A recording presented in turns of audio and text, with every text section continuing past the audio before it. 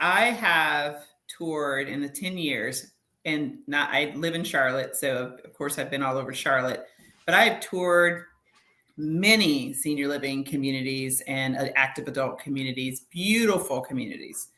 And I have seen brands, sometimes the marketing brand has changed to luxury brand. You'll see some of the language changing throughout the years. And I've also seen a lot of financial packages and the interest fees. And I've seen a lot of that. And I'm like, if I'm going to invest and change my entire life to move here, why not have a concierge? Why not have a white glove? I mean, my husband and I went on vacation to DR and we had the butler service that came with our package.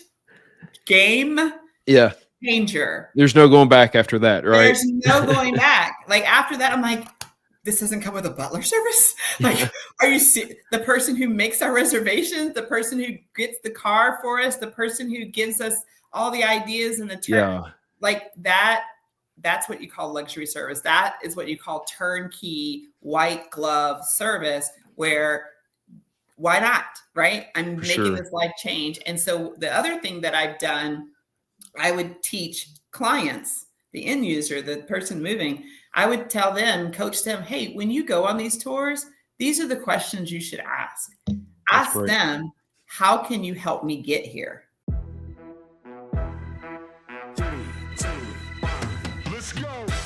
Welcome to The Move-In, a senior living marketing podcast from Unlock Health, a full-service marketing partner for the aging services industry. Join us for candid conversations exploring the latest marketing strategies with the senior living community leaders and innovative solution partners who are moving our industry forward. Together, we'll build a community to build better communities. How many of your prospects leave a tour excited but drive home feeling overwhelmed and stuck? Hello, I'm Larry Williams, and welcome to the Move-In Senior Living Marketing powered by Unlock Health. Chances are it's more than you think, because while the tour might be polished and persuasive, the real challenge begins after the tour. That's when families are left to navigate logistics, emotions, and the endless decisions on their own. Today, I'm joined by someone who's made it her mission to change that. Kiera DesChamps, CEO of KD Consulting Group and author of the new book, After the Tour, Guiding Prospects from Interest to Action.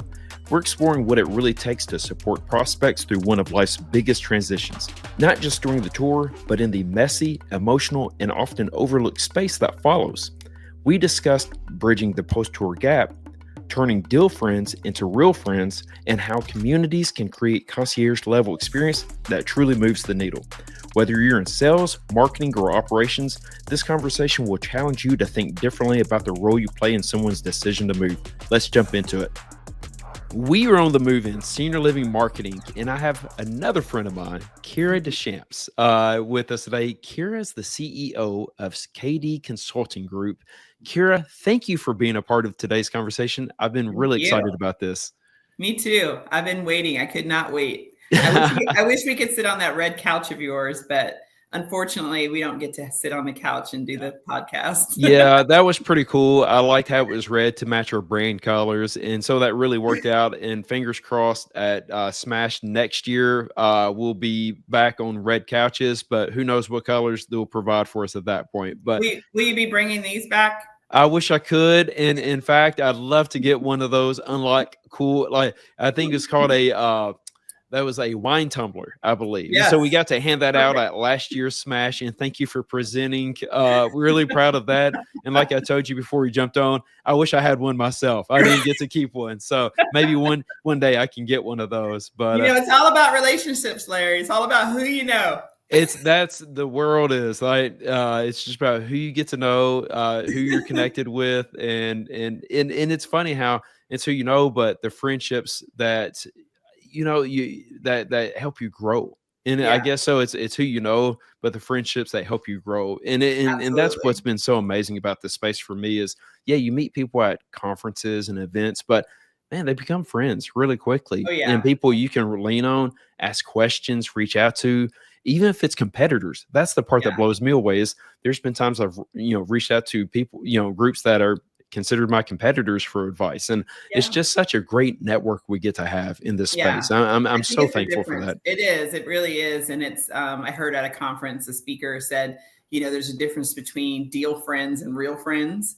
I love that. And yeah, so you start off, of course, we're all working, we're all selling, we're all trying to, get our product or message out there. And then you start to network and you really start to connect with people. And so now those deal friends, now you start transitioning into, oh, they're real friends now. Yeah. And so I know for me, going to different conferences and things like that, I start running into the same people. You start learning about their families. You start, connecting. You learn all these different things that are happening, or they had new jobs or new positions. And so you're all just starting to help each other just in life in general. So I'm very thankful for the deal friends that have become real friends For now. sure. And it just expands, so that's great. Yeah, and it's funny you said that, just helping you out in life, and you never Yeah. know where the conversation is going to go. And before we hit record on this, like you and I were chatting about family, and Yeah. I'd even mentioned that I'd say 9 times out of 10 before we actually hit record, that's the conversation is like, what's going on with your family? How you doing? Yeah. And a lot of time there's some great advice that's shared. Oh, Something absolutely. else beyond like the business side is there's so many tools and tricks going on that we can leverage just with technology continue to advance. And that's something else. We tend to share a lot of, ideas and better way thinking. It's just incredible. And I love that the deal friends to real friends. And, Yeah. and it's just, I guess we're all growing together when it's all said Yeah. and done. Oh, absolutely. And it just seems that I know we're going to talk about transitions in a few minutes, but Yeah. it seems that every time we have these types of conversations, somebody's going through some type of change. There's For some sure. type of life transition, kids are graduating, I'm meeting, learning people are having grandchildren. I have grandchildren, Yeah. you're learning about jobs and layoffs, companies Yeah. closing down. Like, no matter what conversation you're in, there's just it's gonna center around transition or change in some way. And so I feel like we all have that common thread. Like For sure. we all are going to go through changes. We're going to go through moves and deaths and lives and weddings and births and everything like that. And so I feel like no matter what we're doing in life, there's some type of commonality where we could really connect with people and be real. Yeah, and it's nice to connect and be real and lean into each other and for help and guidance and support Yeah. without it feeling like a deal. You Yeah. don't owe anybody anything, and Right. it's not transactional. It's a place, it's a community of better way thinking and really support when it's all Yeah. said and done. Support Right. as individuals and as friends. And I think that's a great segue because Yeah. we met at Smash last year, and Yeah. Dave Grau, the gentleman who really helped get this podcast started, he got to connect with you, and he said, "Well, I met the best person, Kiera. We need to have her on the podcast."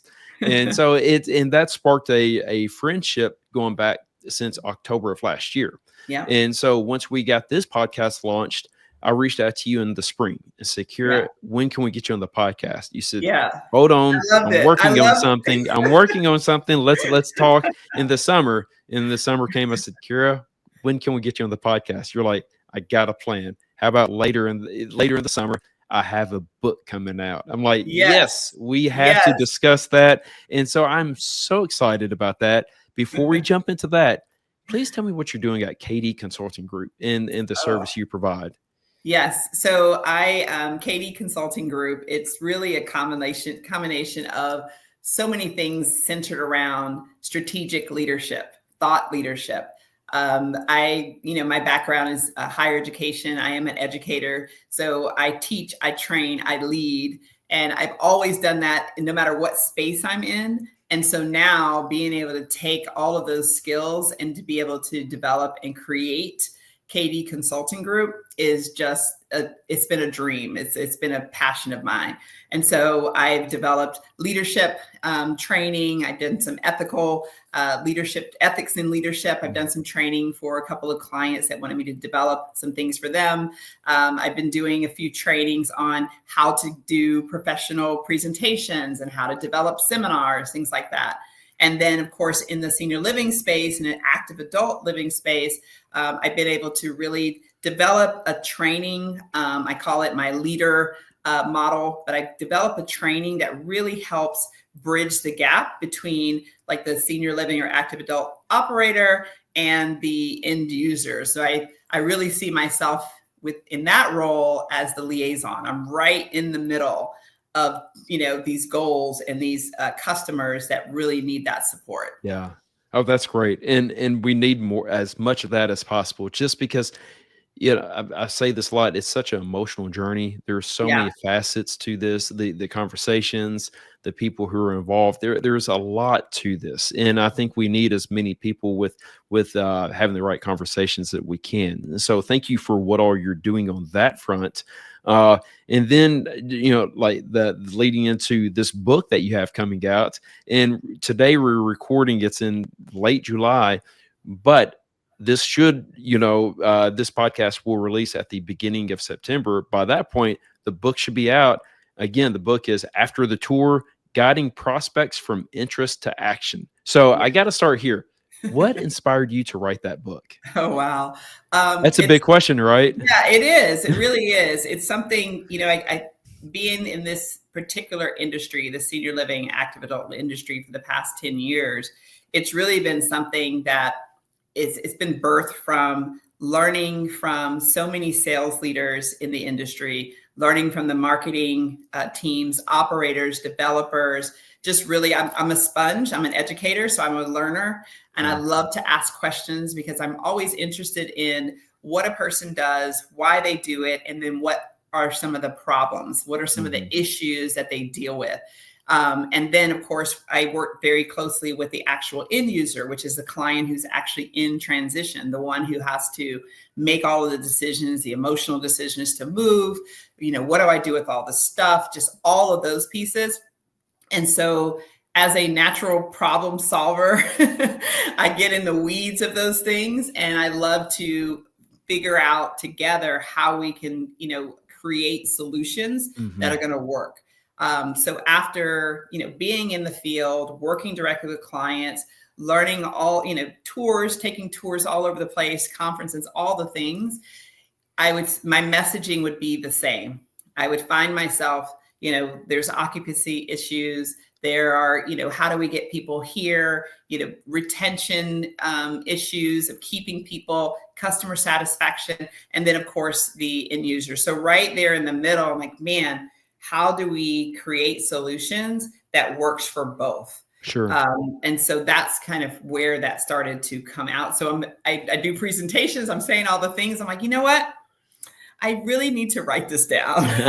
I really should capture, all of the presentations, the notes, the interviews I've done with people. I really need to bring this all together so that it makes sense, right? And so that's how, this book started, coming together. And it was little by little, we all get busy. I mean, everybody, in my mind, I've written 10 books. Oh, sure. Already. Yeah. I've already written 10 books, there you go. They're just not on the shelf. So now I'm right there with you because I have a notes section in my app on my phone. It's a notes app, and I have 5 books that's in my head that I keep adding to, but that's about as far as it goes. I'll go for a run. I come back and like, there's more to add to that book, but that's as far as it has gotten so far. So I completely understand what you're saying. And so kudos to you for actually taking that next step and pushing forward with that. Yeah. And like I said, I'm a higher education educator and administrator. So I'm used to writing syllabi. I'm used to developing curriculum and courses and tests and things. And I'm like, why can't you could do the same thing. Yeah. And I think some of that came with fear and, imposter syndrome and, will anybody even care what I have to say anyway? So all of those things, is anybody even going to read it or buy it? And I can say that, yes, people will read it and people will buy it because it's such an important topic. And I appreciate you highlighting some of the challenges because I always say it's like a puzzle. We need to put all this together because, us on the marketing side, we get to this point when in the next phase, it's vitally important. So we need to continue to push that through to make sure these best practices are used because we need to connect with people where they are in this journey because this is really important. We seek to give this group, a better life, a better sense of purpose in everything. And I think that's what we all have in common, which is we have a larger mission that we Right. feel responsible for. Right. Absolutely. And we're not just, trying to sell a product. If we go in trying to sell a product, that's just not going to be successful. And Yeah, I know every sales leader out there will agree. But it's really, you're selling a whole life you are transition. for It's a sure. transformation. It's just so much that goes into it. Mhm.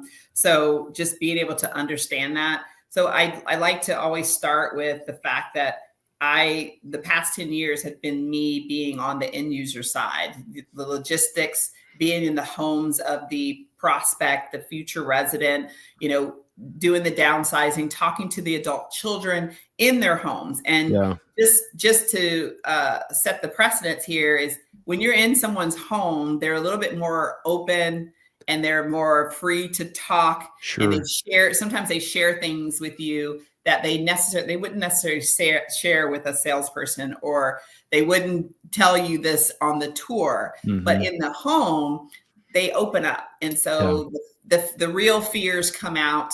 The adult daughter or the son is there, and they're pulling you over to the side and they're telling you some things. And then you have, the actual client telling you things. And there's just a lot of dynamics going on. And then you find out that they have 3 or 4 storage units, and there's another house that happens to be in another state. So you find out so many other things that when you're on a tour and you're doing your discovery and you're focusing on which model and the financial structure and do they qualify, there's so many things that you're focused on this side that you may miss these other key for pieces. sure. And Yeah. so there has to be some type of liaison, like something in the middle that bridges the gap of the two.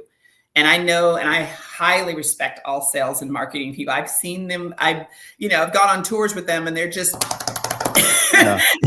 they are busy. They're Yeah. professionals, and I just always admire their work ethics. And there's only so much they can do. Hmm. And so having a partner, developing true partnerships that are going to help them bridge that gap, I think as an extension of them, is huge. Yeah, and I think it gives a chance to take a step back. Like you said, it's that sales marketing professional. They're going through, I mean, typically probably asking the same questions and Yeah, trying to get answers to this, and really doing the work that they were taught to do, and which is yes, the right thing to do. But right. sometimes taking a step back makes Yeah, a big difference. And like you said, having these conversations in homes, in that safe space. And I'm right. sure that's different than being in an office setting, and really understanding the dynamics. And Yeah. I was speaking with someone recently how challenging this process can be. And it's like Mhm, peeling back an onion, which is mhm. you keep pulling back layers and understanding all the different dynamics from family Yeah. structure, financial, the moving aspect, the moving Mhm. in aspect. There's Yeah. so much there, and every piece has a emotional connection to it. And Yeah. it's something that we need to keep in mind as we go through this. And so as we think about that, what's a good place to start? Like, is it at the home? Is it in like the pre-marketing stages? Well, I say before an event happens where it causes someone to start looking at living options, or Right. what for you, where do we need to start this conversation? Yeah, I always suggest, highly, highly recommend that the earlier the better. The Yeah, earlier you start having conversations about the logistical, the emotional pieces, having those conversations early on, the better. And I've had conversations with sales leaders and regional and corporate people, and I've asked them questions about at what point do you start talking about how are they getting there, and what is it that they need to get there, and what can we do to guide them there. And some feedback that I would get is, well, we don't want to talk to them about that yet. mm, We want to wait. We don't want to overwhelm them. We don't want to bring up the fact that it's that big elephant. We don't want to bring up the elephant that is right in the room with us, but we don't want to bring that up because it may scare them away. It may make them say, no, I don't want to purchase. yeah, It may, delay the decision making. And so what I challenge, even in the book, I mentioned things like they're already thinking about it. They were thinking about it 2 years before they decided to even come sure, to the tour. It So probably stays in the back of their mind. it's already there. Yeah. So you're not overwhelming them by speaking on it. Clear is kind, right? So, it's one of those things like, let's be transparent. Let's talk about this early on, because the sooner I can talk about it with you, I'm letting you know that, hey, I know that that you have, a lot decision making to do. I know that you have, a home and you have storage. We know this. So guess what? Our messaging to you is, we've got you taken care of. And starting putting in either incentives or developing programs where you already have a partnership in place that's going to help guide them. So now you're coming, and that, think about it. If marketing would put that into, some of the information early on, Yeah. like, hey, just like when you see on apartments, you look at apartments and you're moving, it'll say, hey, and we're going to give you dollars towards, or hey, we're going to move you forward. Saying it right ahead of time, that it's in itself can accelerate that decision, because they're looking at this going, oh my gosh, this is so much. I went on 5 tours in the last 5 months and there's so many decisions. However, this one, they are going to help me get there, or they're going to at least get me started. They're going to pay for some downsizing. They're going to pay for my floor plan. They are going to help me toward my moving costs. They are going to help me and figure out how to get there. And they're not just giving me a list of 10 resources. So the reason why I call it after the tour is because, we all know, and this is your industry, marketing, how much money is being spent on marketing and SEOs and ads and all lead generation. How much money is being spent just to get that person to get to the tour, just to come to your community? For a lunch, for a tour, it may take 2 to 3 years of you target marketing just to get them there. Now they're there, finally.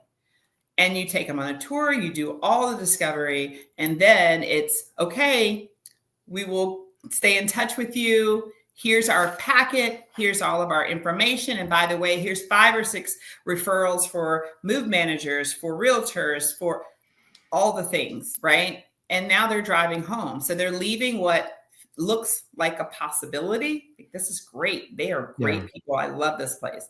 And they're driving home to what feels impossible. So that impossibility, it's almost like the slow drive home, right? You're just visualizing like, oh my gosh, I would love to move here. Yeah. But holy cow, guess what I'm driving home to? So many decisions. And by the way, I've got to make all these calls. Mm-hmm. Now I have to call all of these movers. I have to call it. I don't even know what to ask. I don't know how much they charge. I don't know who's legit, who's not legit. I don't even know what questions to ask. So you just slowed me down another year or 2 years. Mm-hmm. It's interesting. You say, I don't know what questions to ask. And I think sometimes once groups start unpacking, they realize there's more to unpack. Oh gosh, and yes. So when I think about this, I know there's this great environment when someone comes in for the tour, but those steps after and going through those next steps, it could probably feel very transactional. Okay, now you do this. Yes. What can salespeople do, or marketing teams? What can they do to make this process a lot easier, a lot more direct, but at the same time, provide, I'd say, the warm and fuzzies. And so you don't lose that momentum, but create encouragement instead of doubts and fear. Yeah. There needs to be a guide, right? It needs to be built in. It needs to be something that here is the next step. I'm going to make an introduction. This is it's just like moving into a new community. You move into a new town, any of us, right? We move into a new town. What do you want to know? Where are the best schools? Recommendation for an insurance person, a housekeeper, a landscaper. We're asking all of these questions, right? Where do I get my pet groomed? Well, somebody could give you a whole packet and say, go forth and have fun. Or I can say, hey, let me introduce you to Larry. Yeah. Larry, this is what he does. This is where he works. Let me introduce you to Kiera. This is what she does. This is where, and matter of fact, let's set up an appointment. Let's go ahead and do the virtual introduction. Or, hey, she's going to be here tomorrow. I want to do a warm handoff and introduction. And of course, they have choices whether they're going to use that person or not. But my goodness, you've decreased the amount of stress. And now you've made the warm introduction. You're not forcing them, hey, go call all these people and find out. And you know enough about that partnership where you can answer questions on their behalf. Like, I know enough I've worked with Larry for 3 years. This is what he charges. This is his process. This is what he's going to do for you. Let me connect you. Yeah. That, that does so much, and it creates so much value, and it sets you apart from what other people are doing. And then it's also about making sure your partnerships understand your product. I've been a vendor for quite some time, so sometimes I feel like I'm an outcast. They're just a vendor. I don't think anybody would say that about you, Kiera. After getting to know you for the last year, there's no doubt in my mind anybody said, Kiera's just a vendor. I know. I try to make sure I try to not to have that reputation, but sometimes they look at third party as, okay, they're third party. Here's a list. Go forth. Instead of really creating a true partnership with your, third party vendors, creating partnerships where they're not just a list of people and resources, but you really taking the time to get to know their product, their processes, and also letting them tour your community. So, because they're also an extension of your team. For sure. And I talk about this in the book, that your partnerships are also your clients. They're also your clients, because I could be in a home. I could easily make or break your sale of your prospect, right? Easily, because they want to know things. A lot of times they ask questions. Hey, how often have you worked in the community, Kiera? Do you know those people? Do you think they're going to take care of my mom? They ask real questions. I've had real questions asked to me. And especially if I'm a partner, I'm not going to badmouth anyone. But if I wanted to, it would be so easy to do. Yeah, and there's also a different level of energy when somebody has your back. In terms of if say it's a friend that can count on without a doubt, I wouldn't be like, oh yeah, you can reach out to them for that. No, the way I would approach that is like, you need to talk with them. No doubt they will help you in this journey. There's just a different level of commitment when you talk about them. And I think about what you were mentioning, which is really having that support group in terms of these resources and being a Sherpa. And it's not just a piece of paper. It's like, good luck, God bless. It's about really making someone feel comforted during those next steps. And that you, again, I guess going back to is like, we got your back, and whether it's the resident themselves or the family. And because like you said, you're going to have some hard questions, and you need to have some answers that go beyond, oh, just reach out to this person. It's people want to know that they're being taken care of. People want to know their family members being taken care of. And that's the best way. It's just bringing people together for those conversations. Oh, absolutely. And you want to make sure you secure those partnerships that are going to be an extension of you. Because again, marketing, sales teams, they don't have the time. They don't all have the time to do home visits, to visit everyone. There's not a lot of operators that have the ability to do that. And then they may not be able to have the ability to go and research every type of vendor, an estate person, an auction person, a mover, temporary accommodations, whatever it is. They may not have the time to be able to do that. So that's why the partnership needs to happen. So you have a liaison, someone that can do that for you. Of course, I do that for people, but you need to have those partnerships set up so that you have this select group. Like, okay, these are our people. We vetted them. They are bonded. They're insured. They have good reviews. These are the people that we trust. And this is who we're going to start with. You can still choose your own, but these are the people that we know. And these are the ones who've worked with some of our residents. Yeah, no, that's great. That's great feedback. And I'm going to take you back to, at the beginning of this, which you said that sometimes the hard questions or the hard topics are pushed a little further down the road. Like, okay, we'll talk about this at some point, but it is the elephant in the room. How Yeah. do you balance that transparency and having those conversations without kind of overwhelming or scaring somebody off? And I know you said that this is stuff they've been thinking about, but is it a kind of a smooth process where you do want to bring this up early, but what do you have a system or any advice of how to manage those conversations? Yes. So what I do is, again, in the book, I have a chapter called "Follow the Leader," and the acronym, it's an acronym. It's the leading. I mean, listening, engaging, adapting, delivery, and then executing revenue. Great. Or if it's not revenue you're looking for, it might be executing a relationship. Sure. So it's really going through those steps. And, salespeople understand the active listening, the engaging, and making those adaptions. But what I do is I start to teach how to listen out for those logistical cues.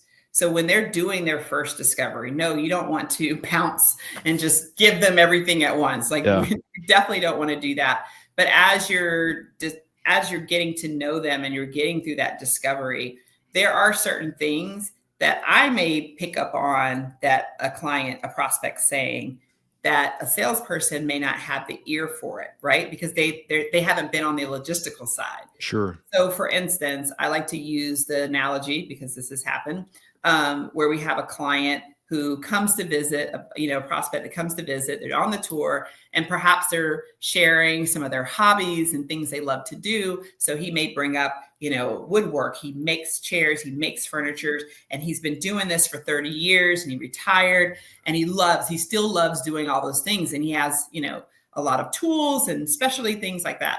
So a salesperson may pick up and go, oh, I need to introduce him to these 3 people over here who also are like Mr. Jones, and they do woodwork. So I'm going to connect him with them. And oh, by the way, we have a wood shop here on our community, and we want to make sure Mr. Jones is involved. That's great. What I hear is Mr. Jones has a lot of equipment at his home.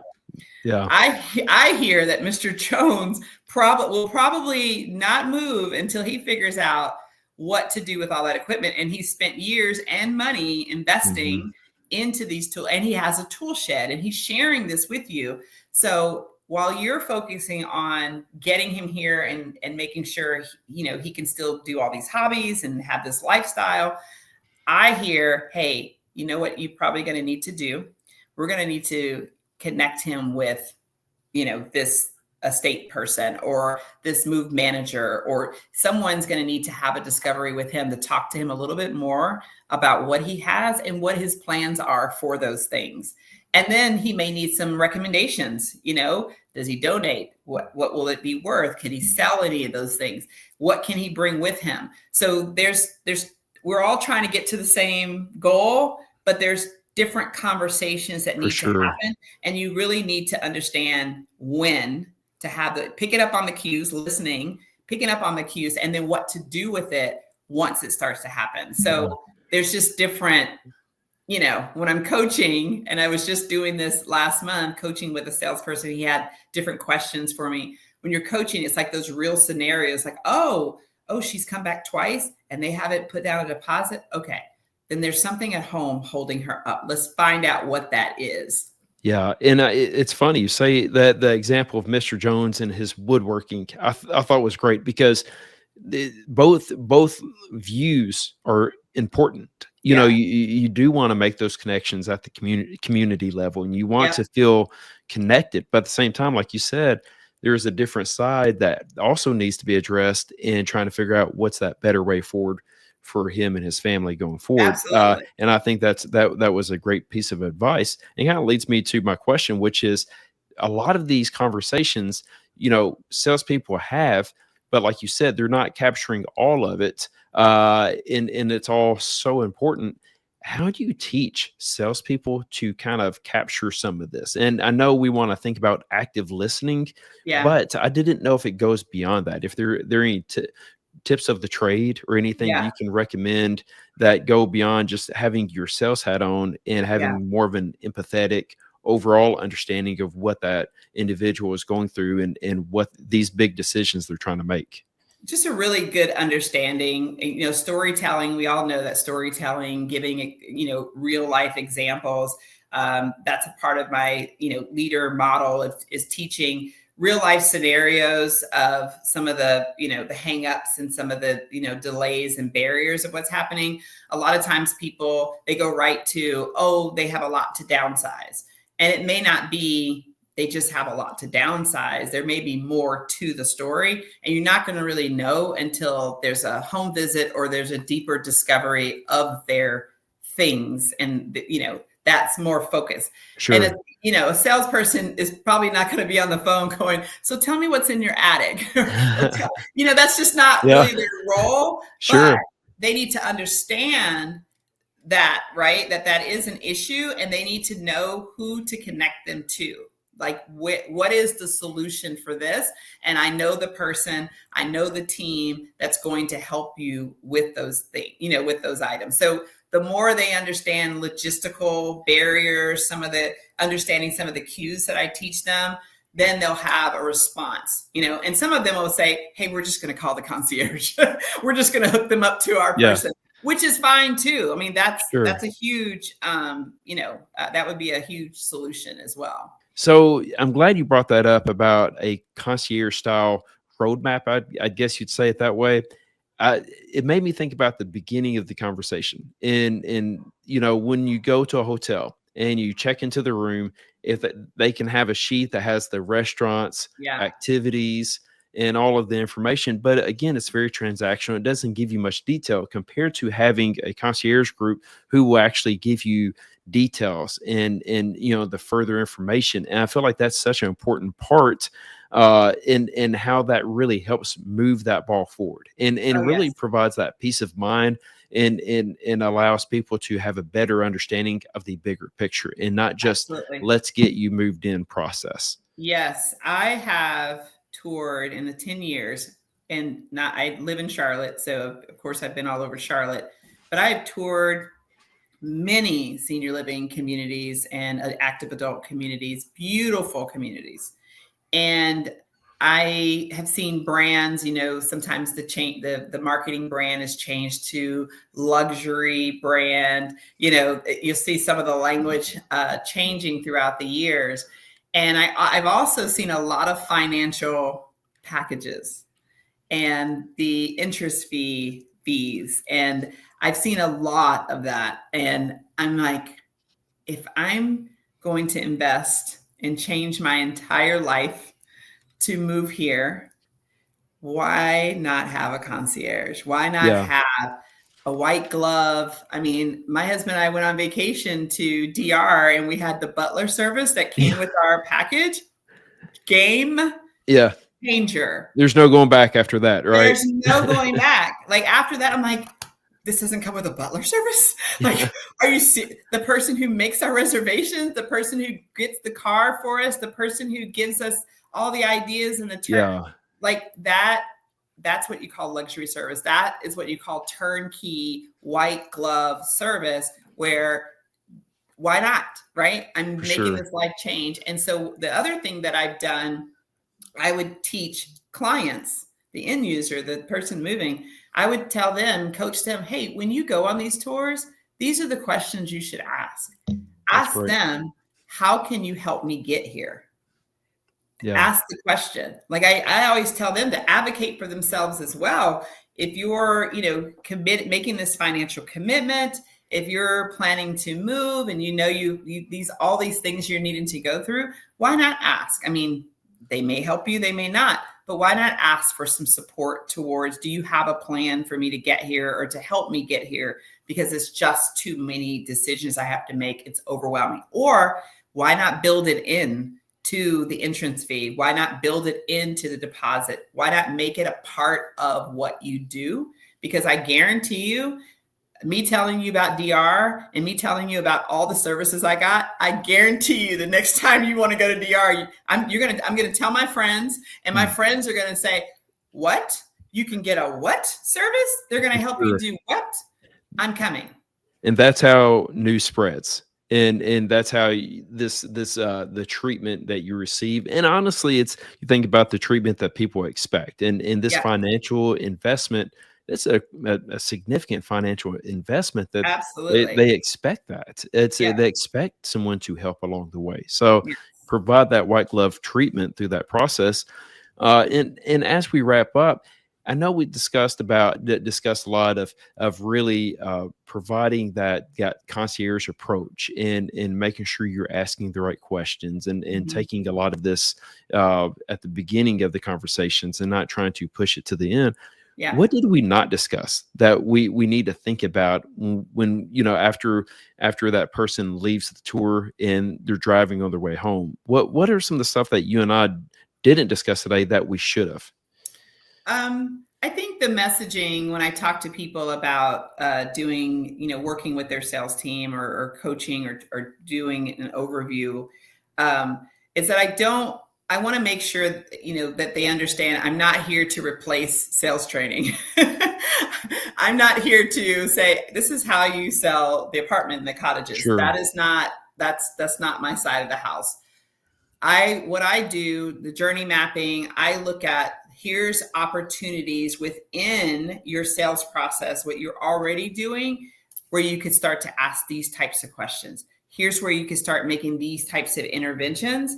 And these are the next steps to guide them forward.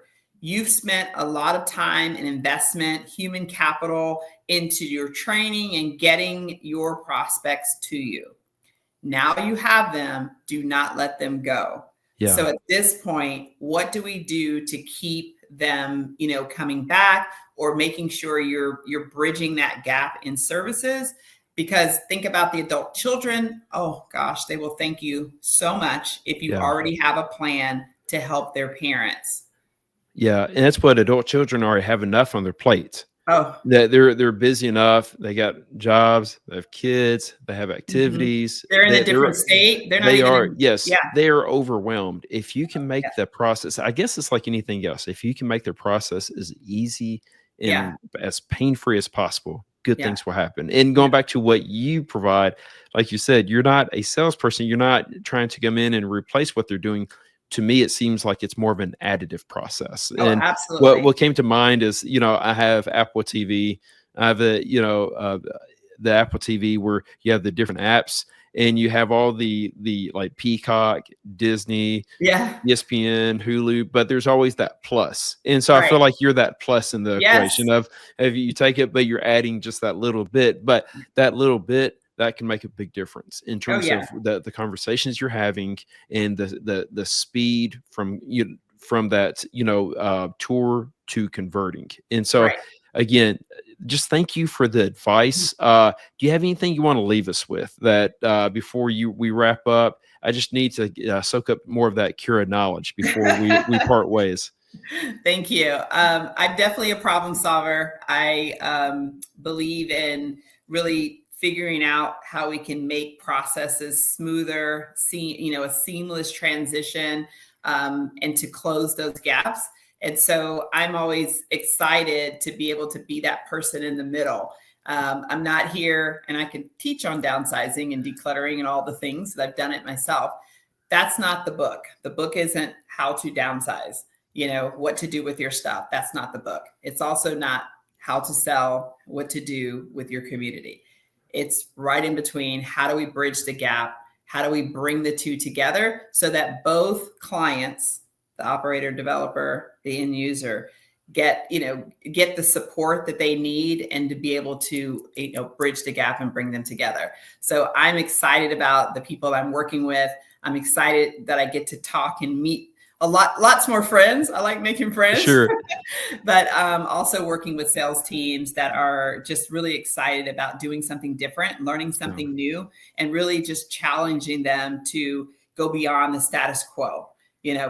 We know that there's issues. What else can we be thinking of? What other tools do we have to really challenge to, really meet the needs of our industry? Yeah, I appreciate that. And one thing that we didn't mention, and I think it's really important to discuss, I would say discuss, but I just want to highlight this is not just important for to get some, this isn't just important to get somebody to move in or that tour conversation. This is for the happiness of the resident moving forward. And that's one thing Oh, I've really learned over the last yeah. year, which is if you provide peace of mind and a calm transition at the beginning, that pays for itself Oh moving my forward goodness. for Yes. years to come. And I Yeah. just wanted to highlight that, which is we think so much on the marketing and sales side, but resident satisfaction, I think this is a different conversation, but this really touches on that.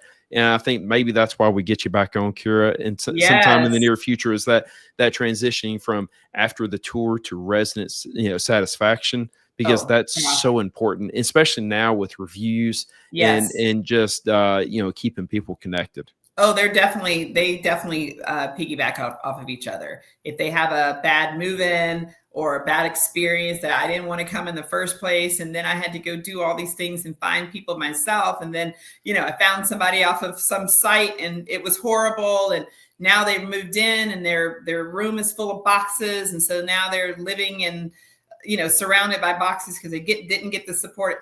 Guess what? Resident satisfaction, retention, that starts to decrease, right? Yep. Because now they hate everything. Yeah, and they're looking for issues at that Right. point. Yes, at that point they're looking for problems, and so you don't Exactly. want to compare to providing a good launch, setting them up for success. They will look for reasons to like provide like peace of mind to themselves. Oh, they'll take care of it. Yeah, and I think that's the difference. So thank you, thanks for letting me add that. Sorry, I kind of Yes. threw that in passing. But I again, love let's get you back on so we can discuss that phase because it's really important. Now, wrapping up, I got to find out, where can people find you, Kiera? Yes. So my website is kdconsults.com. People can follow me. They can log in. I'm also very active on LinkedIn. I have a KD Consulting Group page there where I like to engage with followers and answer questions, things like that. So I would love for people to reach out. I would love to, brainstorm. If there's something that I didn't mention and there's a question, we'll figure it out. Well, and I'll second that. One thing I appreciate about you is your willingness just to have conversations, even if in just a brainstorming session. And it's amazing how far that can take some of these conversations and going back to how important this community is. And so I appreciate you, and that's how we really started these these chats. So Kiera, thank you so much for joining us today. And I'm going to put all these links in the show notes, including the book, and I'm looking forward to when it releases later in August. Thank you. I appreciate it. Thank you, Kiera. You'll get a copy for sure. Can I get it autographed? Yes. Awesome. Thank you, Kiera. Thank you so much. That's a wrap on today's conversation with Kiera DesChamps, and what a powerful discussion it was. Thank you to Kiera for bringing the clarity and heart to the part of the sales journey that often gets overlooked. Before we go, I want to share a few takeaways that I made notes of. First, start the hard conversations early. Don't avoid the logistical or emotional realities your prospects are already facing. Acknowledge them. Be the first to say, "We got you." That transparency builds trust. Second, replace resource lists with real partnerships. Warm introductions and concierge-style support go much further than handing out vendor sheets. Help your prospects feel cared for, not just referred. And third, train your team to listen differently. It's not just about hobbies or floor plans. Listen to the real blockers. Is someone stuck on what to do with their garage full of tools? That's your cue to step in and clear a path forward. As Kiera reminded us, this isn't about selling a product. It's about guiding people through one of life's biggest transitions with clarity, care, and connection. And when we get that right, everyone wins. Prospects, families, sales teams, and communities. Thank you to Kiera, and make sure you check out Kiera's book, After the Tour. And until next time, let's go make some meaningful connections.